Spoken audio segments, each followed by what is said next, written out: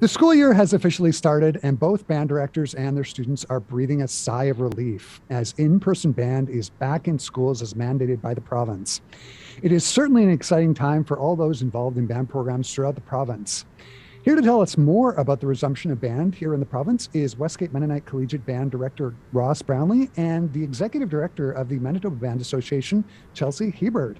Hi, Ross and Chelsey. It's nice to see you again here over Zoom. You too, Chris. Thanks for having us. Mm. Ross, I'm going to start the conversation out with you. We've been into the school year now a couple of weeks. How does it feel to be back teaching band in person? And can you talk a little bit about how band is working for you this year, like in regards to social distancing and class sizes and that kind of thing? Yeah, absolutely. It's the first part of the question is it's just the biggest relief and sort of weight off one's shoulders, because I think all myself and all my colleagues who teach music, we do so because we love making music, and we really do, and we love sharing that with the kids and seeing the excitement of the kids and having it shut off. And we understand why it was shut off, but it was a real challenge, and all of us, it was a sort of a collective sigh of relief when we were able to restart doing what we're trained to do, what we love to do, and have the kids join. So it's joyful. I'm in my band room here with the stands. It's back set up as we, well, it's more spaced out than pre-COVID, but we actually have chairs and stands and instruments, and we're using them. The instruments have masks over them, but that's actually just kind of entertaining, and it works really quite well. So we're almost back to normal, with the exception that, and I know any band director colleagues or choir director colleagues will know this, all the kids are about almost 2 years behind where they would have been. So a grade 10 student that would have been playing in our previous expectation at a certain level is really now sort of what we might have expected at a grade 8 level. So we're all sort of readjusting, but it's a very interesting process, because seeing the level of music that we would do in grade 7 or 8 done in grade 9 or 10, it's amazing how much quicker the kids can process it as they are older and their brains are more capable of processing musical concepts. So it's, I think, a bit of an interesting experiment to see where we're at. How are we properly engaged but getting the skills that we need, just displaced by a couple of years almost. And Chelsey, what are you hearing from some of your colleagues who are band directors? Are they experiencing the same kinds of things? Absolutely. I guess the most exciting news that we're hearing is that band is back, and that is what we were waiting for. Of course, it's looking different all across the province. Programs are adjusting in ways that best fit for the schools and the divisions and the students. But we'll hear that consistent theme pretty consistently from any band director, is that it's a real restart moment for everybody. Students that are in a different place, we're rebuilding regardless of what grades you work for. But kids are there and excited, and instruments are out, and it's just great to hear music again.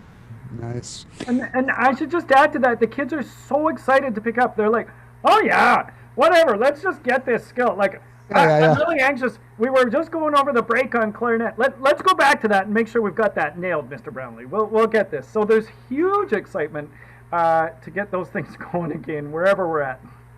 That's so excellent.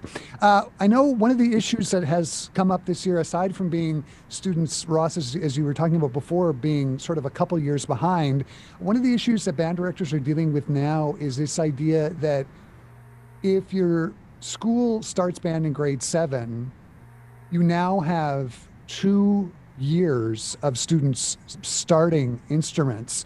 Chelsey, are you, like, for example, if it starts in grade 7, you now have grade 7s and 8s now starting instruments this year. Chelsey, what are you hearing from your colleagues about how they're dealing with that? It really depends on the school and the program. I wouldn't want to speak for any one specific program. But again, just that feeling of relief and excitement about playing again really it it's much better to deal with that than dealing with kids not playing at all. Right. So we've got some teachers dealing with giant beginner classes. Some teachers are combining classes they haven't in the past. Some people are just sort of starting similar beginner lessons at multiple levels and multiple grades. But as Ross already said, those older students who would normally be playing rap and jumping right into it are just so excited to pick up an instrument and put it together. And it doesn't matter that they're learning how to put it together in grade 8 or 9. That's great. Ross, how are you dealing with that at Westgate? Yeah, I hadn't even thought of it the way you framed that, but just having fun.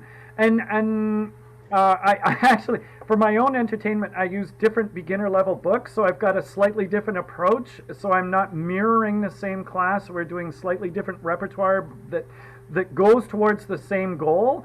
And the kids they're really having fun. So I hadn't even thought, but I have 2 beginning years going at the same time. I'm just using different materials for doing essentially the same thing.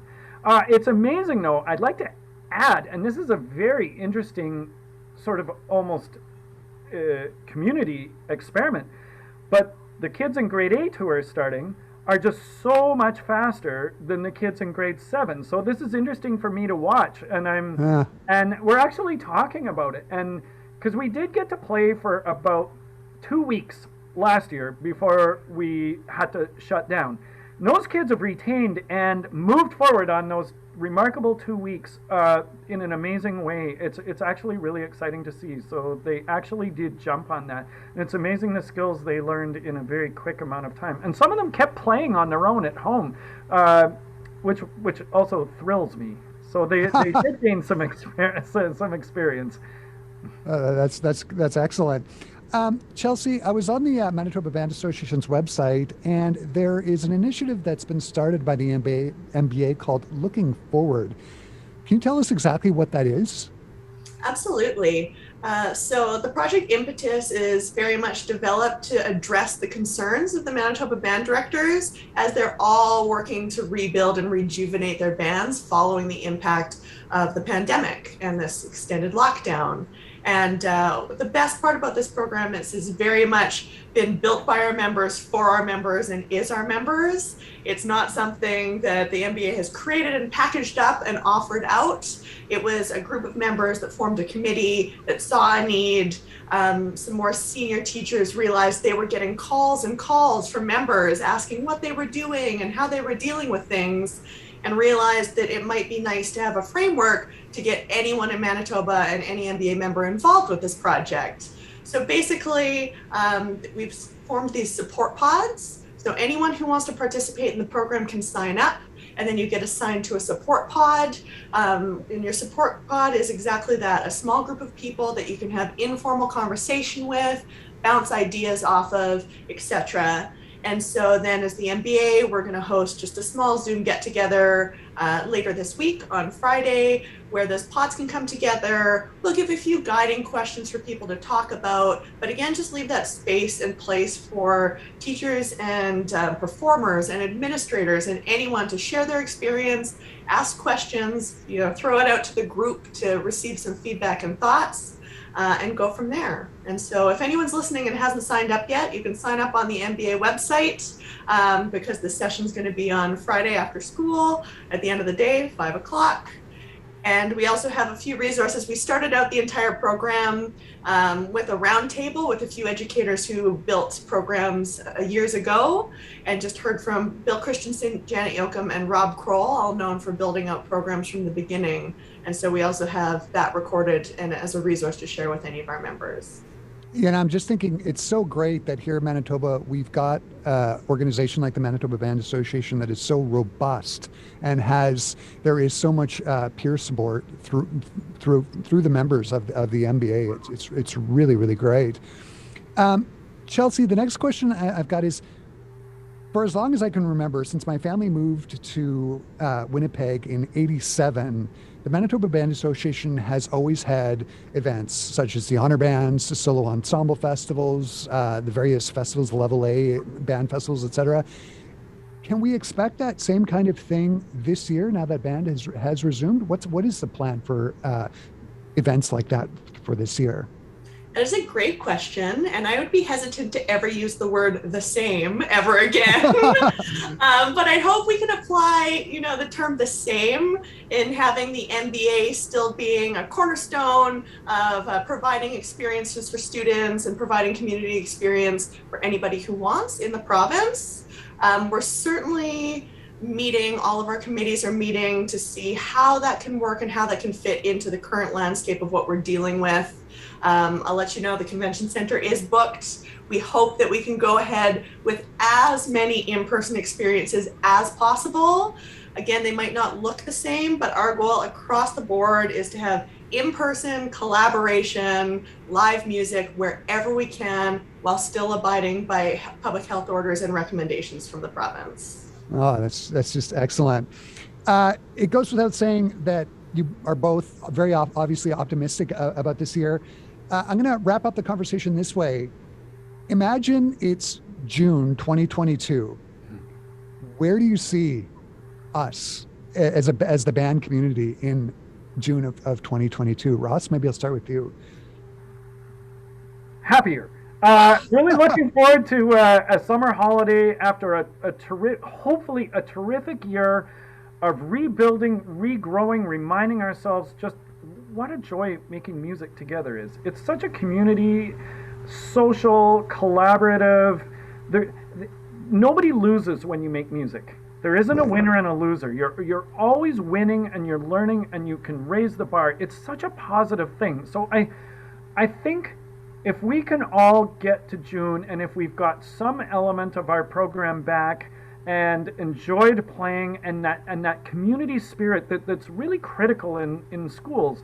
And it's funny the subtle ways in which each school has the way in which music is a cornerstone of what it does, and it varies, but it's always important no matter what it is. And so I wish for us all that we can get to June and reflect on a year where we've got back to doing what we do best and making community with our students and our fellow musicians across the province, and hoping we can get some of those festivals going. Yeah, absolutely. And Chelsey, if people want to find out more information about the Manitoba Band Association, where can they go to do that? You can go to our website, which is www.mband.org. Contact me at any time at the MBA office. All of our information's online, and I'd just love to chat band with anyone who wants at any time. Absolutely. And for our Classic 107 listeners, the Manitoba Band Association's website is a great resource, not only for band teachers, but for any band parents interested and about band here in the province, and for any parents who have kids enrolled in band. Yeah, it's just been great. Ross and Chelsey, this has just been so much fun. It's great to talk about band at the beginning of the year. Finally, again, thanks for taking the time to chat with me. Thanks for having us. Thanks for caring, Chris. Appreciate it. Always. Thank you.